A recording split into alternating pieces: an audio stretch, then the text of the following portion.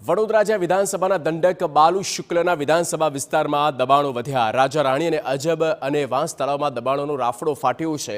લોકોએ તળાવમાં ગેરકાયદે બ્રિજ અને મકાનો બનાવ્યા। દબાણો દૂર કરી તળાવોનું બ્યુટિફિકેશન કરવાની રજૂઆત કરવામાં આવી છે।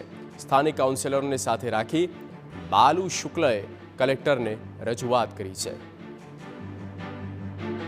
મુખ્યત્વે આ તળાવ પર પાણીનો એટલે કે ઇન્ટેક કેપેસિટી ઓછી હોવાના કારણે ત્યાં પૂરની જેવી પરિસ્થિતિ સર્જાઈ હતી। તો એ દૂર કરવા માટે થઈને અમારા સ્થાનિક કાઉન્સિલરો અને સંગઠનના મિત્રો દ્વારા વોર્ડ નંબર 14 અને 16માં કોર્પોરેશનના અધિકારીને સાથે રાખીને એક સ્થળ વિઝિટ કરી અને ત્યારબાદ અમના જિલ્લા કલેક્ટરશ્રી સાથે એ રજૂઆત કરવા આવ્યા હતા કે એ જે જગ્યા છે એ કોર્પોરેશનની પણ જગ્યા છે અને રાજ્ય સરકારની પણ જગ્યા છે। તો રાજ્ય સરકારની જે જગ્યા છે તેના ઉપર સર્વે કરવાનો કલેક્ટરશ્રીએ ઓર્ડર આપ્યો છે।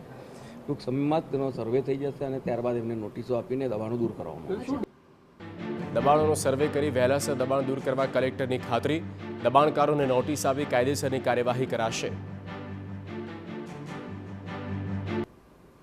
વિવિધ પ્રકારના રહેણાંકથી માંડીને ગોડાઉન ને એવા દબાણો ધ્યાન પર આવેલા છે।